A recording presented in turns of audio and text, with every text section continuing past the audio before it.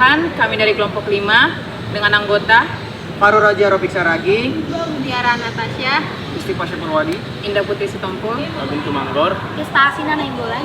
Nah, di sini kami akan melakukan tugas untuk mata kuliah biologi umum dengan materi rekayasa hayati. Di sini kami akan membuat tempe. Ya.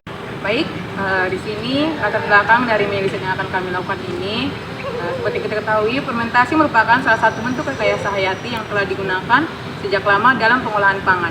Proses ini memanfaatkan mikroorganisme tertentu untuk mengubah bahan mentah menjadi produk yang lebih bergizi, tahan lama, dan memiliki cita rasa yang khas. Salah satu contoh fermentasi yang populer di Indonesia adalah pembuatan tempe, yang berbahan dasar kedelai dan difermentasikan dengan Rhizopus spp.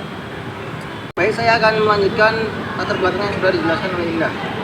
Tempe tidak hanya menjadi makanan pokok masyarakat Indonesia, tetapi juga memiliki nilai gizi yang tinggi. Proses fermentasi meningkatkan kandungan protein, perbaiki pencernaan, serta menghasilkan senyawa bioaktif yang bermanfaat bagi kesehatan.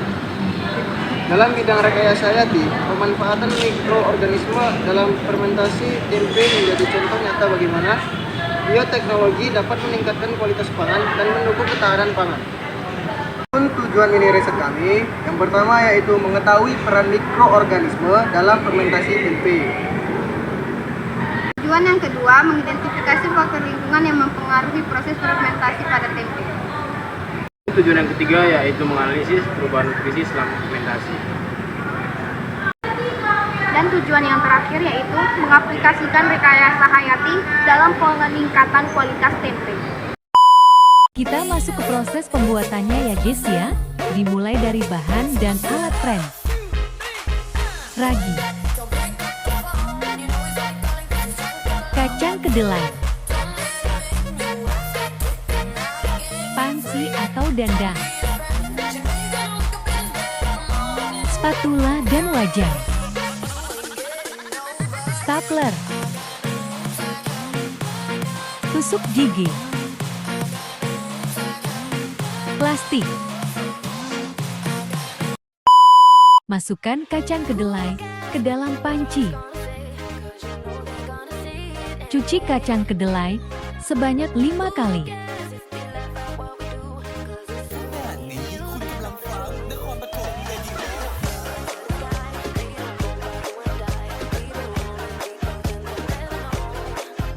Nyalakan kompor, rebus kacang kedelai kurang lebih selama 30 menit.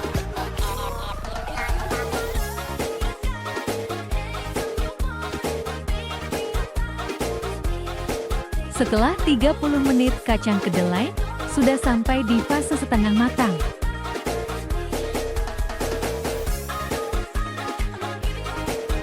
Lalu rebus lagi selama 30 menit sampai GLOBOK-nya JS-nya.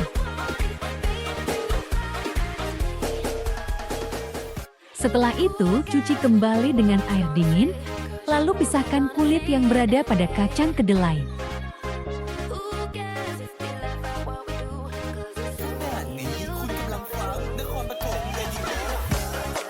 Setelah itu, cuci kembali dan rebus kembali kurang lebih 30 menit. Tunggu hingga mengeluarkan buih. Tiriskan kacang kedelai, lalu sangrai dengan api kecil.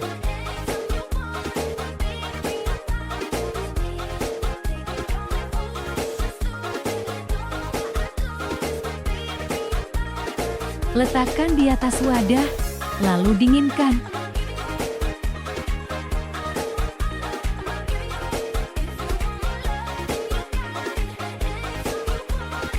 Tuangkan ragi sebanyak 1,5 sendok makan. Jangan lupa diaduk hingga merata ya PRND.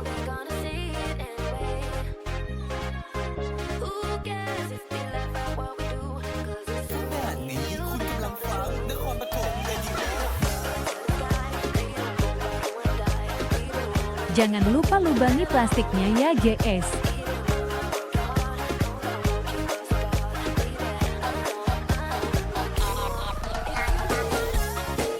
Masukkan kacang kedelai yang sudah diberi ragi ke dalam plastik yang sudah dilubangi.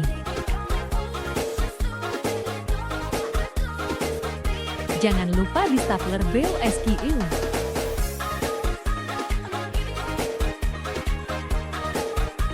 Ini adalah hasil fermentasi hari pertama.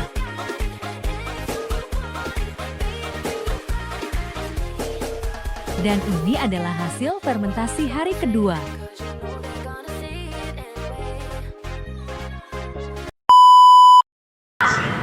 Nah, hasil mini riset yang telah kami lakukan dapat dilihat bahwa kacang kedelai yang kami lakukan itu, yang kami fermentasikan, itu berhasil berbentuk menjadi tempe dalam 2 malam.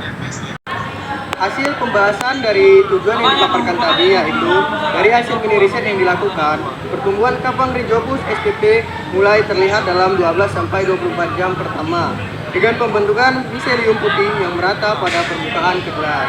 Pada 48 jam, tempe telah sepenuhnya terbentuk dengan tekstur padat dan aroma khas fermentasi. Namun, terdapat perbedaan dalam pertumbuhan kapang berdasarkan kondisi lingkungan. Yang pertama, suhu lebih rendah, sekitar minus 25 derajat, menyebabkan fermentasi lebih lambat dengan pertumbuhan kapang yang tidak merata. Yang kedua, suhu optimal 30-30 derajat menghasilkan tempe dengan tekstur kompak dan warna putih merata.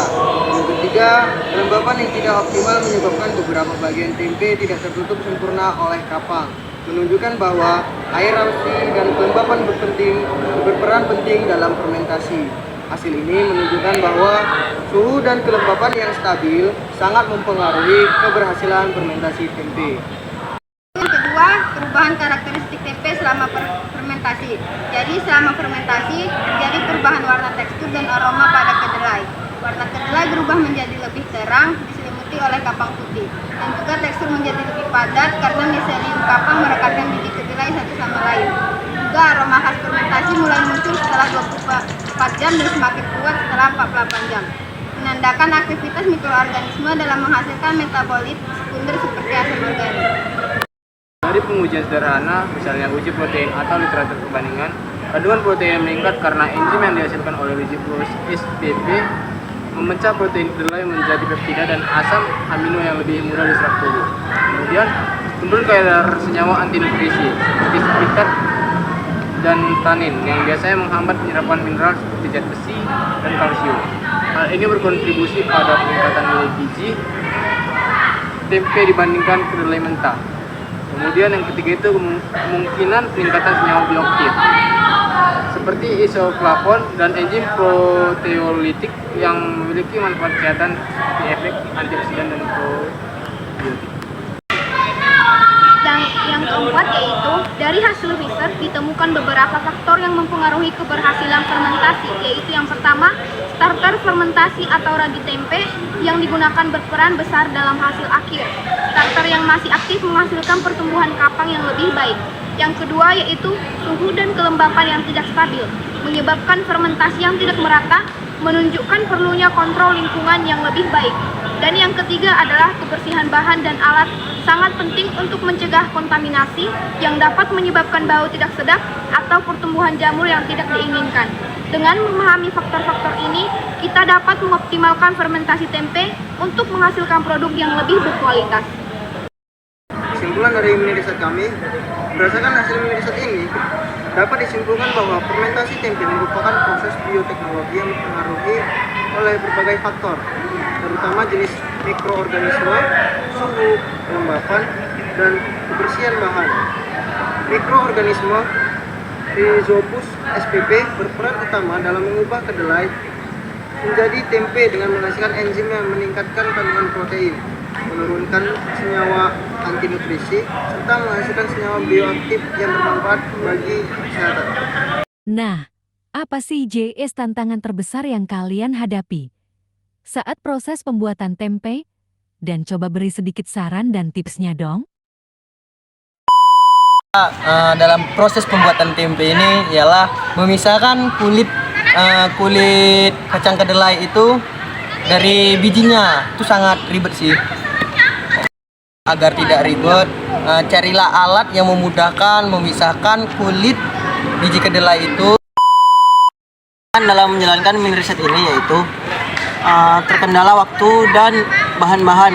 Terkadang kedelai kualitasnya berbeda-beda dan waktu kita untuk merebusnya juga menjadi faktor penting. Karena kalau tidak bisa gagal. Dan takaran raginya. Saya agar mudah memisahkan kulitnya dari bijinya, yaitu dengan merebus dan disaring. Jangan diambil satu-satu karena itu ribet.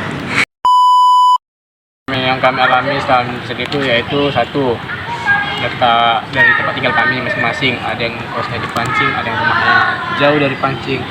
Jadi pada saat praktikum itu hujan, yang membuat saya ya walaupun hadir agak telat, yang penting hadir bisa dalam riset.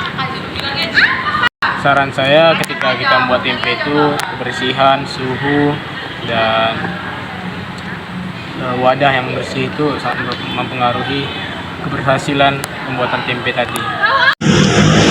Jadi dalam pembuatan tempe yang telah kami lakukan, tantangannya yaitu bagi saya, yang pertama dalam penakaran ragi untuk mencampurkan pada kacang kedelai. Di situ jika kita tidak sesuai dengan takaran, bisa jadi tempe gagal dan juga kebanyakan bisa juga gagal. Jadi saran saya kita sesuaikan sama kacang kedelai yang mau kita buat berapa ukurannya. Jadi kita sesuaikan aja. Dan yang kedua itu dalam melepaskan kulit kacang kedelai ari-arinya. Itu saran saya lebih mudah, rebus aja lebih lama, jadi kulitnya itu bisa ke atas sendiri nanti pas merebus, jadi pas pemisahan itu jauh lebih mudah. Atau kesulitan saya dalam pembuatan tempe ini yaitu dalam pembagian raginya. Saya kurang mengerti kebanyakan atau terlalu sedikit. Dan yang kedua yaitu dalam pengulitan kulitnya itu sangat membosankan dan itu membutuhkan waktu yang sangat lama. Hai semua, jadi saya Indah. Saran atau refleksi dari saya itu mungkin tantangannya tidak terlalu banyak sih, karena tempe fermentasi kedelai ini termasuk salah satu fermentasi rekayasa hati yang mudah dan bisa digunakan atau bisa dilakukan di mana saja. Terus juga bahan-bahannya itu sangat mudah, bahkan cuma 3 gitu. Jadi ini tuh sangat cocok untuk dilakukan oleh siapapun, apalagi mahasiswa.